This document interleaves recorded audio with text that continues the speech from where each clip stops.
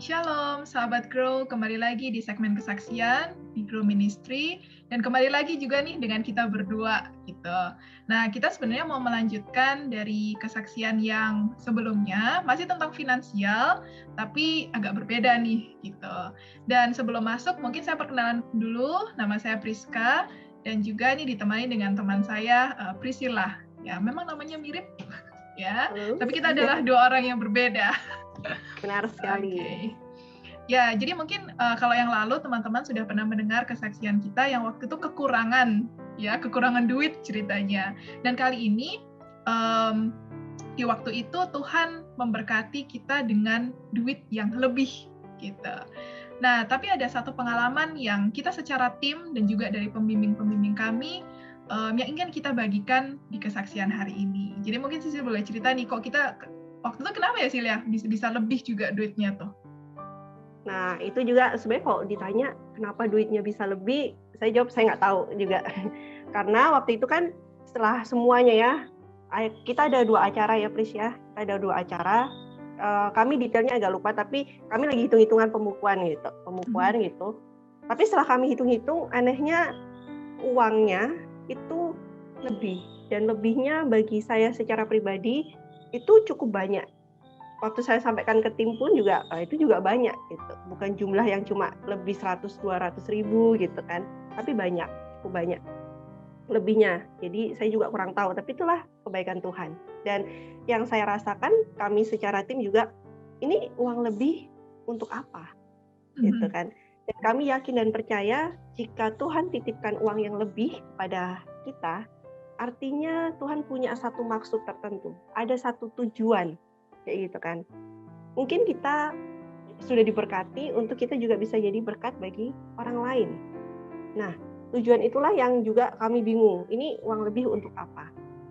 Dan anehnya gitu kan, saat kami juga bingung ini untuk apa, tidak lama kemudian saya dapat chat gitu ya.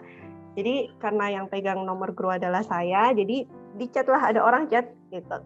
Dan saya lihat ini ada orang nomor tidak dikenal chat minta bantuan gitu. Nah, kali ini saya minta tolong Priska cerita, bantuan apa Pris yang diminta? Mungkin ini ya tujuan Tuhan kasih uang kita lebih gitu. Ya, jadi tiba-tiba waktu itu Sisil chat juga ke tim bahwa ada seorang yang kita nggak kenal di tempat yang agak jauh juga dari tempat kita untuk minta bantuan dana sebenarnya. Jadi waktu itu dia masih seorang mahasiswi dan kemudian kondisi ekonomi keluarga ya kayaknya yang agak kurang juga. Jadi mahasiswi ini chat untuk meminta bantuan dana gitu. Dan kalau nggak salah itu waktu itu dia ada pinjaman dari keluarga, terus kemudian semacam rentenir gitu, jadi bunga berbunga gitu, kalau nggak bayar nih berbunga lagi, jadi pinjamannya jadi semakin besar dan sudah mendekati jatuh tempo untuk dia harus membayar pinjamannya, pokoknya dan juga bunganya yang cukup besar itu, gitu sih waktu itu ya Sil ya. Benar sekali, dan waktu itu kita nggak langsung kasih ya Pris ya, benar ya, kita adakan apa ya, semacam kita ya. Selain berdoa, kita berdoa, kita kumpul dan kita mau coba lihat ini benar nggak, gitu kan? Orang ini benar nggak? Karena kita tahu kita juga harus bijak, gitu kan? Jadi waktu itu seingat saya kita cek ya, benarkah anak ini di kampus ini sesuai dengan apa yang dia ceritakan, seperti itu kondisinya. Dan ternyata kondisinya memang benar demikian. Nah, singkat cerita akhirnya kita berikanlah dana yang dibutuhkan sesuai dengan kebutuhan dari mahasiswi ini, kurang lebih seperti itu. Jadi dari sini dari pelajaran ini tuh secara tim juga belajar bahwa kita diberkati untuk memberkati orang lain. Dan saat Tuhan titipkan uang lebih untuk kita, mungkin ada satu tujuan, ada satu maksud tertentu yang memang Tuhan ingin kita bagikan ke orang lain. Seperti itu. Mungkin kayak gitu kali ya Pris ya, benar nggak? Iya, benar. Aku juga jadi teringat itu kisah 5 roti dan 2 ikan. Ya mungkin kita dari kecil udah sering dengar juga cerita ini, bahwa ada begitu banyak orang yang datang kepada Yesus dan sampai larut malam mereka lapar kan, belum makan. Dan akhirnya adalah yang memberikan seorang anak, memberikan 5 roti dan 2 ikan. Tuhan memberkati, berdoa memberkati dan akhirnya memecah-mecahkan 5.000 orang laki-laki, kalau di jumlah istri dan anak bisa sampai belasan ribu ya. Mereka makan sampai dengan kenyang, dan setelah itu waktu dikumpulkan, masih ada lebih kan, lebih 12 bakul waktu itu. Jadi mirip juga ya dengan pengalaman kita kurang duit gitu, kita minta doa iman kepada Tuhan, Tuhan memberkati, dan akhirnya waktu pembukuan ada duit lebih gitu. Dan kalau kembali ke cerita itu, nah ini mungkin kita lebih detail lagi ya ceritanya yang dilanjutkan di dalam tulisan Desire of Ages, itu dikatakan bahwa di dalam buku itu dikatakan bahwa setelah dikumpulkan sisa-sisanya sampai 12 bakul itu, orang-orang yang sudah makan roti yang diberkati Tuhan itu ingat akan teman-temannya di rumah. Jadi masih luar biasa, mereka ini orang-orang yang sangat tidak egois. Mereka orang-orang yang sudah diberkati, dan mereka itu ingat bahwa teman-temannya harus merasakan berkat yang sama. Itu luar biasa sekali. Jadi akhirnya mereka bawa pulang. Mereka bawa pulang dan akhirnya mereka bagikan teman-temannya yang ada di rumah. Dan itulah juga yang yang puji Tuhan kita punya kesempatan gitu untuk berbagi berkat kepada orang lain. Dan mungkin ini yang kita alami secara tim ya, secara satu kelompok, tapi mungkin kita pribadi juga, saya yakin dan percaya kita semua itu diberkati ya. Berkat itu bukan hanya datang dalam bentuk uang kertas ya, tapi berkat kesehatan, berkat sukacita, pekerjaan yang kita masih miliki sampai saat ini, digaji dalam bentuk apapun, itu semua benar-benar berkat dari Tuhan gitu. Dan kalau kita sudah diberkati, Tuhan katakan lebih berbahagia untuk kita memberi kepada orang lain. Jadi mungkin kalau saat ini kita ada duit lebih ya, dan kita melihat ada benar-benar orang yang membutuhkan, khususnya di masa pandemi seperti ini, ya mungkin berkat lebih yang Tuhan titipkan itu adalah untuk sesama kita. Dan kalau misalnya kita juga diberkati dengan hal kerohanian, kita sudah menerima berkat-berkat Tuhan dari firman Tuhan yang begitu luar biasa, bagikanlah selama masih ada kesempatan itu, bagikanlah kepada orang lain yang membutuhkan. Apalagi di masa pandemi seperti ini, banyak orang yang putus harapan gitu kan. Nah, kita yang sudah menerima kekuatan dari Tuhan, marilah kita berikan kepada orang lain. Mungkin juga berkat kesehatan, ya Sil ya. Kita udah belajar banyak juga kan, apalagi di Grow juga ada renungan-renungan tentang kesehatan gitu. Kita sudah tahu tentang pola hidup sehat, kita sudah menerima kesehatan yang optimal, bagikanlah itu juga untuk orang lain.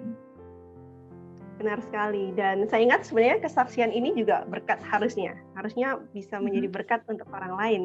Setiap kesaksian yang mungkin kita sudah dengar sebelum-sebelumnya, itu pun kami mau jadi berkat. Bukan berarti kita mau menampilkan diri sendiri, tapi kita mau bagikan Kristus, dan kita mau bagikan ini loh kebaikan Tuhan dalam kehidupan kita. Dan kita semua pun, atau kalian semua juga, teman-teman semua harus merasakan juga bahwa Tuhan itu baik seperti itu. Nah, karena tadi Priska sudah cerita, saya mau memberikan satu ayat yang ada di dalam Galatia 6, ayat yang ke-10. Saya coba bacakan ya. Karena itu, selama masih ada kesempatan bagi kita, marilah kita berbuat baik kepada semua orang. Nah, sekarang kita punya kesempatan. Kita masih punya kesempatan, dan Tuhan masih berikan kita kesempatan. Karena itu, mari kita berbuat baik. Jadi kalau kita berbicara mengenai berbuat baik, itu bukan hanya melulu mengenai uang gitu kan, atau duit, tapi kita bisa berbuat baik dengan berbagai macam cara. Karena mungkin orang bertanya, saya tidak punya uang, lalu saya mau berbuat baik dengan cara apa? Ada banyak hal yang kita bisa lakukan. Ada yang berbuat baik dengan cara kita tersenyum, gitu kan. Saat orang mungkin lagi putus asa, lagi sedih, kita bisa lakukan itu. Dan tadi Priska sudah sharing juga, kita berbuat baik dengan cara kita berbagi. Mungkin kita sudah tahu nih, info-info tentang kesehatan, ya. Kita bagikan. Bagaimana sih pola hidup sehat, dan itu sudah berbuat baik.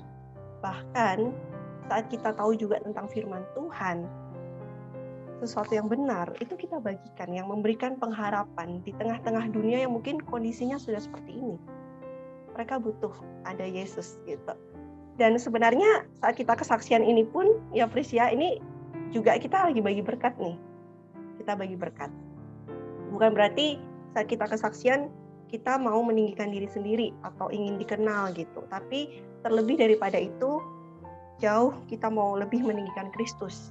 Dan semoga kesaksian yang selama ini sudah didengar itu pun boleh menjadi berkat bagi kita semuanya. Mungkin itu sebagai penutup kita pada kesaksian kita pada hari ini. Mari kita sama-sama tetap menjadi berkat bagi orang lain. Ingat, kita diberkati untuk memberkati orang lain. Dan ingat juga, saat Tuhan titipkan sesuatu kepada kita, bukan hanya uang, mungkin pengetahuan akan kebenaran, pengetahuan akan kesehatan, apapun yang Tuhan titipkan. Dan percayalah, ada tujuannya, yaitu untuk kebaikan orang lain juga dan untuk kebaikan kita. Saya tutup dalam nama Yesus. Amin. Oke, thank you semuanya yang sudah dengar. Sampai jumpa. Tuhan berkati.